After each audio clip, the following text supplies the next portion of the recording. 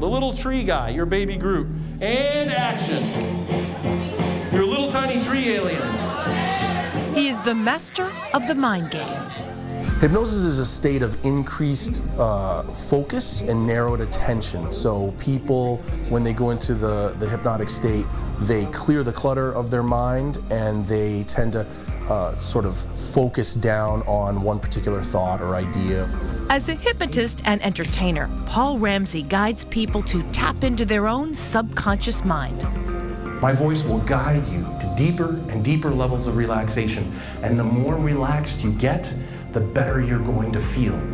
He brings his interactive mind game show to colleges and universities around the country. He once taught high school English. Now he educates people about the power of hypnosis. He believes it has the ability to change a person's life.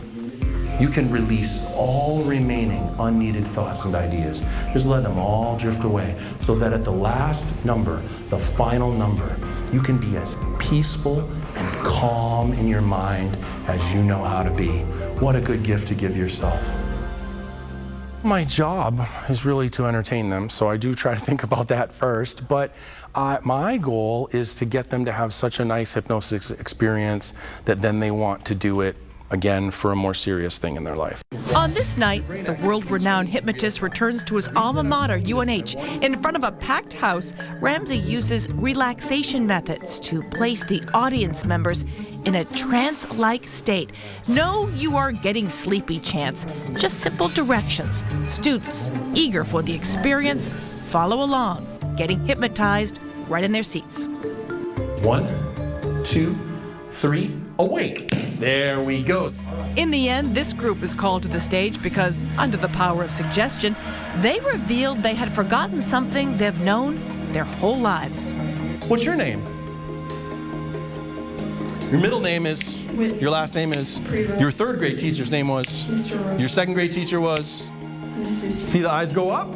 Struggled for it for a second, looked up, found the face probably, saw the face, remembered the name, and said it. Isn't that great? But your first name is? He knows people can be a bit fearful about hypnosis and skeptical. It's really fun when you get someone who's skeptical, but then they get hypnotized. And then usually they've got a roommate or a partner with them or something, and then that person's blown away because they heard the person say over and over again, I don't think it's real, I don't think it's real. And then they're up on stage.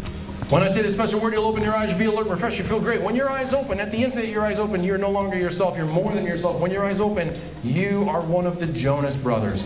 1, 2, 3, awake! The students think they are the Jonas Brothers.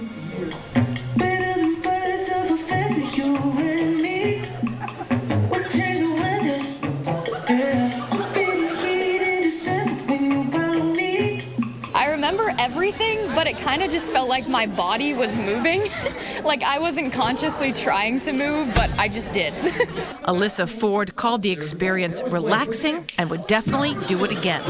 I feel very good about myself. I feel like my self-confidence has risen, so I feel pretty good. It's really nice for stress because it really relaxes you. You just feel like, oh, there's no worries in the world. Just like you can kind of just relax, take a break for a while. Paul compares hypnosis to daydreaming or zoning out. When you're in class, you get bored sometimes, you start to daydream. Sometimes, not all the time, but sometimes you will get so into the daydream that you're having that even though your eyes are open, you don't see the room that you're in anymore. He's a member of the National Guild of Hypnotists. He has hypnotized more than 15,000 people in his career. Run! That way! Whoa! We don't want to have people running. We can have a stampede, but who's coming? The British are coming! Yeah, I know. Like the British? The real British. Like I know it's the Paul's Beatles? gig. It's my job now. The British are coming. We have to leave. All right. How are they coming? Whatever. They're streaming in from all sides. Catch it. Yeah! Paul and his partner Sandra and their dog Sasha live in Loudon. The couple both practice hypnosis. In fact, they met at a convention of the National Guild of Hypnotists. Sandra uses hypnosis as a medical aid. When doctors discovered 4 aneurysms, she chose self-hypnosis instead of pain meds, and her doctors were on board. They've been very open to using hypnosis, so they allow us to use it for pre and post, and for some of the procedures they allowed us to use it during the procedure so that I didn't have to have any medications for some of the procedures as well. It looked pretty grim if I chose to move away from surgery, and so in deciding that I was going to go through the procedures, it felt really empowering to know that there were parts of it that we could control and that we could avoid the use of opioids and other medications. There's plenty of research that shows it's fantastic for childbirth, faster delivery times, clearer mom, clearer baby without the use of the medications. Sports enhancement, there's tons of professional athletes and high performance athletes using hypnosis to increase their performance. Stand tall, get your chest up, get your head up, strike your hero's pose, and lock it in. There it is! Paul ends his show asking students to find their heroes within themselves, hoping to leave them with a sense of empowerment and accomplishment. Because a lot of hypnotism involves language, it doesn't have to, but it most often does, then how people process that language is really different. So there's a lot there in terms of how you craft your language and use your language to help people think differently about themselves and their lives and what they're capable of.